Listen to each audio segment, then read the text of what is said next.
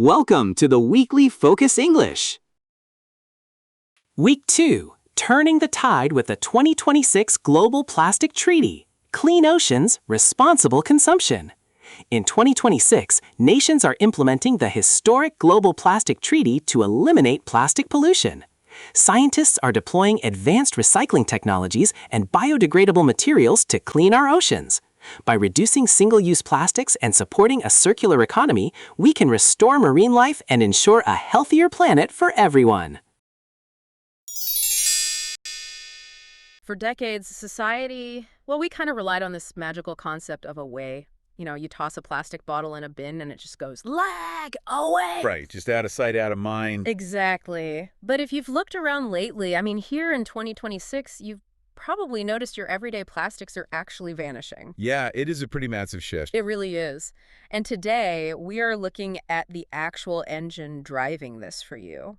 Not just wishful thinking, but how a brutally pragmatic mix of global policy and cutting-edge science are actively pulling our oceans off life support.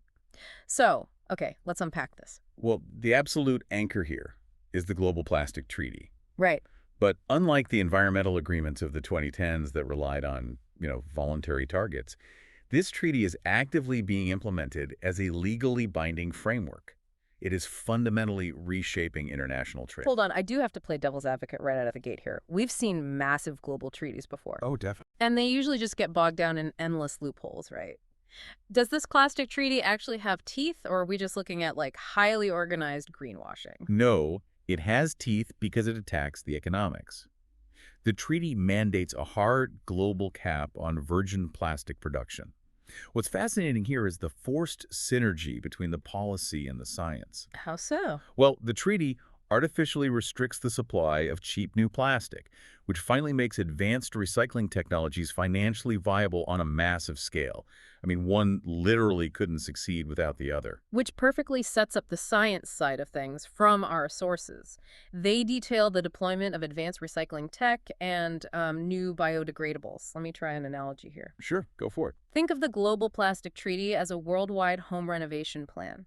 It forces everyone to finally shut off the main water valve. Okay, I see where you're going. But you still have a flooded basement, our oceans. The science is the high-tech pump we brought in to actually clear the water out. I like that. But let's take your pump analogy a step further into the actual mechanics. We aren't just, skimming trash off the surface anymore. Scientists are deploying chemical depolymerization. Depolymerization. Okay, what does that actually look like? So instead of just melting a plastic bottle down into a lower quality material, they're using specialized enzymes. Some of these are actually originally derived from mutated bacteria. Wow. Yeah, and they use them to snap the polymer chains back into their original molecular building blocks. Wait, so they're essentially unbaking the cake, turning it back into raw flour and eggs at a molecular level? Exactly. You get pure raw material back. And for the plastics we absolutely still need to produce, they're deploying next-generation biodegradables. Right, because we can't get rid of everything overnight. Right. But not the old PLA plastics that required, an industrial composting facility running at 140 degrees to melt down. They're using PHA bioplastics that naturally degrade in ocean water within months. Here's where it gets really interesting, though. Because even with advanced chemical recycling and PHA biodegradables, aren't we just swapping one single-use item for another? That is a very valid concern. Right, because if we replace 1 billion plastic cups with 1 billion rapidly degrading seaweed cups, we're still churning through massive amounts of resources. So what does this all mean for the everyday structural shift to a circular economy? You've hit on the exact friction point of 2026. Since you and our listeners already know the basic theory of a circular economy, let's look at the complex reality of actually implementing it. It is incredibly difficult. I can imagine. It's not about just adding more recycling bins. It's about fundamentally redesigning corporate supply chains. Right, because infinitely recycling polymers is chemically impossible, isn't it? Even with depolymerization, you get yield loss over time. The loop can't stay perfectly closed forever. Precisely. You lose a percentage of the material every single time. If we connect this to the bigger picture, reducing single-use packaging entirely is the only way the math actually works. So what are companies doing? They are being forced to standardize their packaging so competitors can share reverse logistics networks. The goal isn't just better waste management. It is the direct mechanism to restore marine ecosystems by completely cutting off the flow of both raw material extraction and waste output.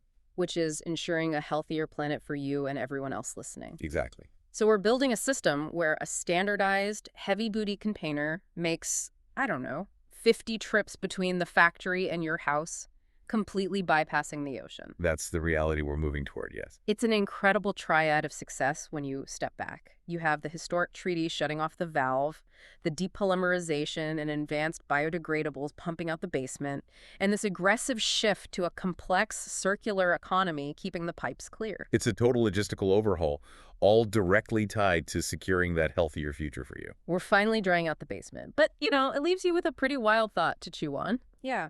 If the Global Plastic Treaty and this transition to a circular economy are completely successful, how will society and our physical cities function when the very concept of garbage no longer exists?